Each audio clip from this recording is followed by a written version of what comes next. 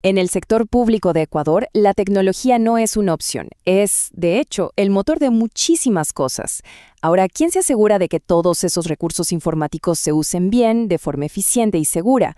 Bueno, hoy vamos a desglosar por completo el marco que rige la auditoría informática en el país, desde sus bases en la Constitución hasta los principios que guían a cada auditor. Para empezar, hay que entender que todo esto gira en torno a una institución clave, la Contraloría General del Estado, o CGE.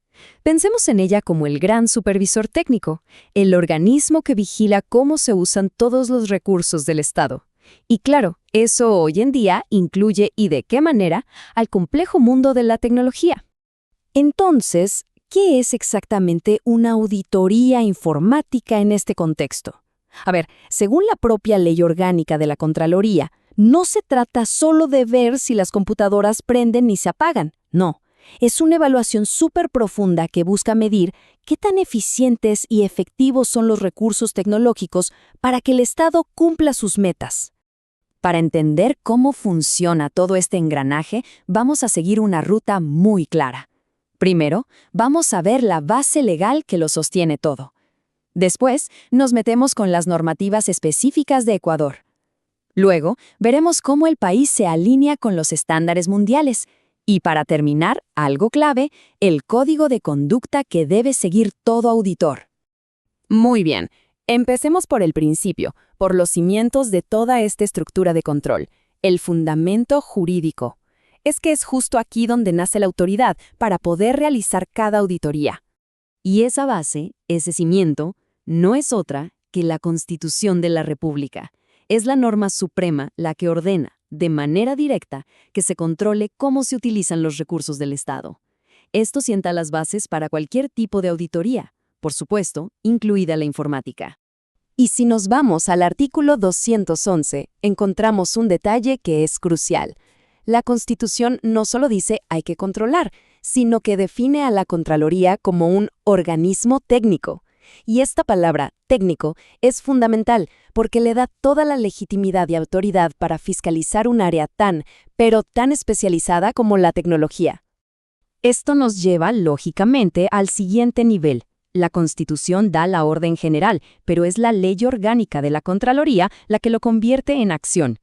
Es esta ley la que le da a la CGE la facultad de crear y emitir todas las reglas y manuales necesarios para que las auditorías se hagan de una forma estandarizada y, sobre todo, rigurosa. Ok, ya tenemos la base legal. Ahora veamos cómo se lleva eso a la práctica. Es momento de conocer las reglas del juego, o sea, las normativas nacionales que son clave en el día a día. Aquí tenemos 4 pilares fundamentales. Por un lado, el EGCI, que define cómo proteger la información. Luego, la LOPDP, que es la que garantiza la privacidad de nuestros datos. También está la LOCCNP, que regula cómo el Estado compra tecnología. Y finalmente, la Ley de Comercio Electrónico. Juntas todas estas leyes crean un ecosistema que los auditores tienen que verificar que se cumpla.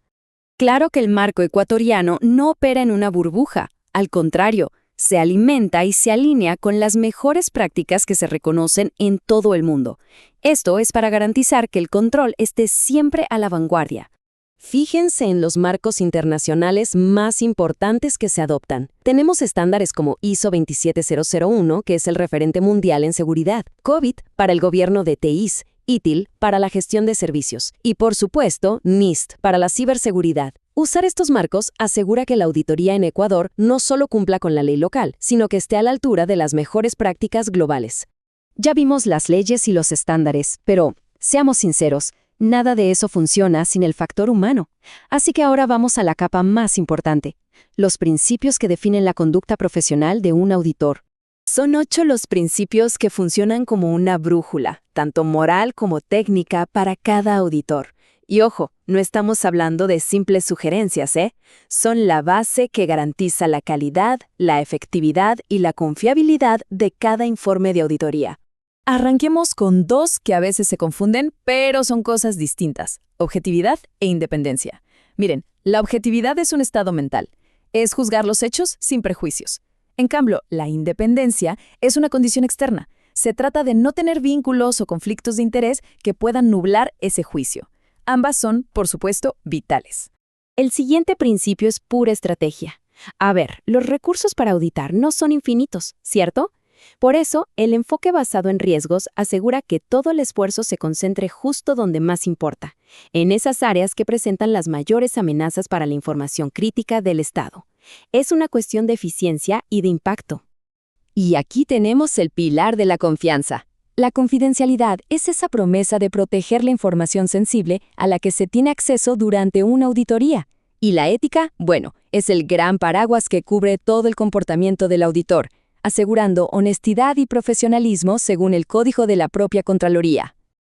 Es simple. Un auditor no puede evaluar lo que no entiende. Por eso, la competencia técnica es un principio no negociable. Imagínense, ¿cómo auditar un sistema tecnológico súper complejo sin tener idea de cómo funciona? Sería imposible. Este principio implica estar al día, tener la experiencia para navegar estos entornos y así garantizar que la auditoría sea creíble. Y para cerrar, llegamos a los dos principios que, digamos, aterrizan todo el trabajo. Por un lado, la normatividad. El auditor tiene que seguir todas las reglas del juego. Y por otro, la evidencia, que es crucial. Miren, al final del día, cada afirmación, cada hallazgo tiene que estar respaldado por pruebas sólidas. Sin evidencia, simplemente no hay auditoría.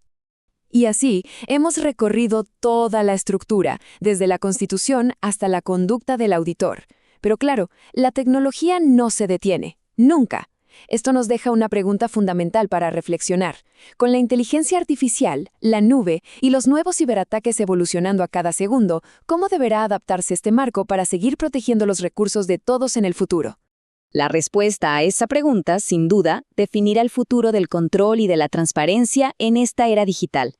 La base está bien sentada, pero el trabajo de adaptarse, ese es constante.